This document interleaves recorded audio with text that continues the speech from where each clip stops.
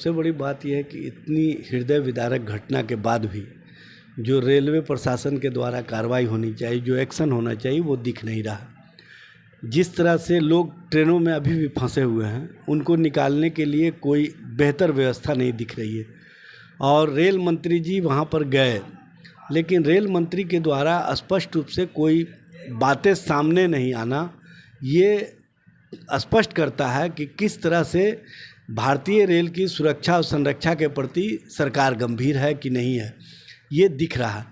सबसे बड़ी बात यह है कि 3-3.5 लाख रेलवे सुरक्षा से संबंधित कर्मचारियों की बहाली होनी है रेलवे के द्वारा, लेकिन उसको रोक रखा गया। रेलवे का जो अलग से बजट का प्रावधान था, उसको समाप्त कर दिया गया। रेलवे के प्रति जो उदासीन रवैया है केंद्र सरकार का, वो स्पष्ट रूप से दिख रहा है। और सबसे बड़ी बात यह है कि माननीय प्रधानमंत्री जी वंदे भारत ट्रेन के उद्घाटन के समय हरी झंडी दिखाते ही गौरवान्वित महसूस करते हैं और कहते हैं कि हमने भारतीय रेल को ऊंचाई पर पहुंचा दिया। माननीय प्रधानमंत्री जी, आप Vande Bharat train, bullet train चलाने की तो बात करते हैं, रेलवे सुरक्षा और संरक्षा की बात कब होगी? देखिए, कल शाम ओडिशा के बालासोर में जो है बहुत दुखद रेल हादसा हुआ, जिसमें 300 लोग जो हैं अपने जान गंवा चुके हैं और साथ में 2000 से ऊपर लोग जो है घायल हो गए। वहाँ पर 3 ट्रेन जो है आपस में टकरा गई है और यहाँ पर मोदी सरकार कह रही है कि बुलेट ट्रेन हम चलाएंगे, और वंदे भारत एक्सप्रेस तो चला ही रही है। और नॉर्मल ट्रेन जब सुरक्षित नहीं है तो क्या बुलेट ट्रेन क्या सुरक्षित होगी? अभी देखिए, आपको जानकारी के लिए बता दें कि 2.40 करोड़ लोग रोज़ भारत में जो है रेल से यात्री जो है करते हैं।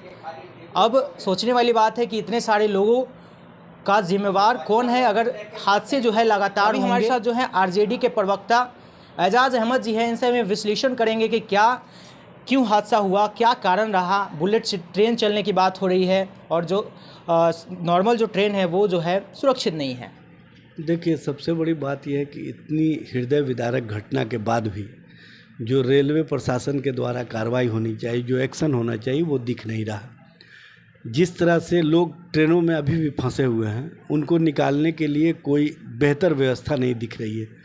और रेल मंत्री जी वहाँ पर गए, लेकिन रेल मंत्री के द्वारा स्पष्ट रूप से कोई बातें सामने नहीं आना, ये स्पष्ट करता है कि किस तरह से भारतीय रेल की सुरक्षा और संरक्षा के प्रति सरकार गंभीर है कि नहीं है, ये दिख रहा है। सबसे बड़ी बात यह है कि 3-3.5 लाख रेलवे सुरक्षा से संबंधित कर्मचारियों की बहाली होनी है रेलवे के द्वारा, लेकिन उसको रोक रखा गया। रेलवे का जो अलग से बजट का प्रावधान था, उसको समाप्त कर दिया गया। रेलवे के प्रति जो उदासीन रवैया है केंद्र सरकार का, वो स्पष्ट रूप से दिख रहा है। और सबसे बड़ी बात यह है कि माननीय प्रधानमंत्री जी वंदे भारत ट्रेन के उद्घाटन के समय हरी झंडी दिखाते ही गौरवान्वित महसूस करते हैं और कहते हैं कि हमने भारतीय रेल को ऊंचाई पर पहुंचा दिया।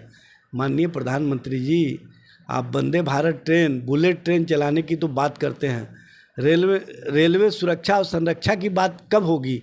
रेलवे के द्वारा जो बढ़ चढ़ करके बातें की गई थी और ख़ास तौर से आपकी सरकार के माध्यम से जो दावा किया गया था, अब कोई इस तरह की रेलवे प्रशासन के चूक के कारण हादसा नहीं हो सकता है। इस तरह का हमने टेक्नोलॉजी लाया, लेकिन वो टेक्नोलॉजी कहीं दिखा नहीं। एक ही दिन में एक ही ट्रैक पर 2 ट्रेनें और उसके बगल के ट्रैक से एक और ट्रेन, 3 ट्रेन का एक साथ टकरा जाना, एक साथ हादसे में कहीं ना कहीं आ जाना, ये स्पष्ट करता है कि किस तरह की आपने संरक्षा और सुरक्षा का इंतज़ाम किया था। इस तरह की राजनीति करने वाली भारतीय जनता पार्टी सरकार जो कटघरे में खड़ी हो गई है, उसके द्वारा मामले को डाइवर्ट करने की दिशा में लगातार कोशिश किया जा रहा है। लेकिन चाहे जितना भी प्रयास कर लें, इस तरह के हादसों से रेल मंत्री जी अपने आप को नहीं बचा सकते हैं। उनको इस हादसे की जिम्मेवारी लेकर के लाल बहादुर शास्त्री जी की तरह, नीतीश कुमार जी की तरह नैतिकता के आधार पर इस्तीफा दे करके ये साबित करना चाहिए कि इसकी जिम्मेवारी मैं लेता हूँ।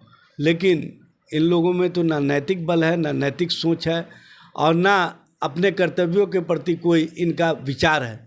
इसलिए इस तरह की बात हो गई है जो इस पर केंद्र सरकार के द्वारा जो मुआवजा का घोषणा किया गया, ख़ास तौर से माननीय प्रधानमंत्री जी ने अपने मुंह से जो 2 लाख रुपए मुआवजा की घोषणा की, ये ऊंट के मुंह में जीरे के समान है।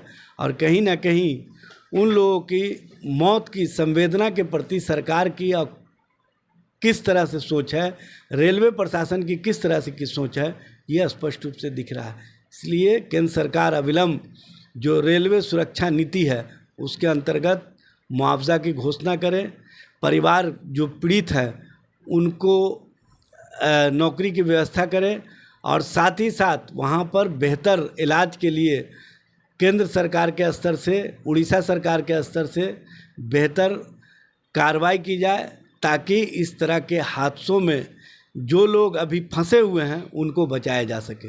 अच्छा सर, ये एक बात और, अभी जो 2.40 करोड़ जो लोग हैं रोज़ यात्रा करते हैं ट्रेन से, कहीं ना कहीं वो अपने जो है जान हथेली पर लेकर अभी यात्रा करते हैं। इसमें देखिए अभी 300 लोगों की मौत का जो है आंकड़ा भी आया है, ये बढ़ भी सकता है और 2000 से ज़्यादा लोग घायल हैं। क्या लगता है कि ये आंकड़ा और भी ज़्यादा बढ़ेगा? देखिए, सबसे बड़ी बात यह है कि जो रेलवे है ये हमारे जो यात्रा का मूल जो केंद्र बिंदु है रेलवे है, और इसके माध्यम से जो लोग यात्रा करते हैं अपने आप को सुरक्षित महसूस करते थे।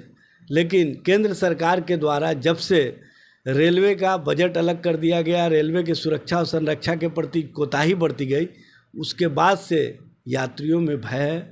और यात्रियों में भय ही नहीं है, बल्कि जो स्पष्ट रूप से ये हादसे सामने आए हैं, ये कहीं ना कहीं रेलवे और रेलवे के द्वारा जो कोताही बढ़ती जा रही है वो स्पष्ट रूप से दिख रहा है। जुड़े हुए थे आरजेडी के प्रवक्ता एजाज अहमद जी, और जो घटना ओडिशा के बालासोर में हुआ था उस पर अभी इनसे विश्लेषण किया। और आप क्या सोचते हैं इस विश्लेषण के बारे में, अपनी प्रतिक्रिया कमेंट बॉक्स में रख सकते हैं। धन्यवाद।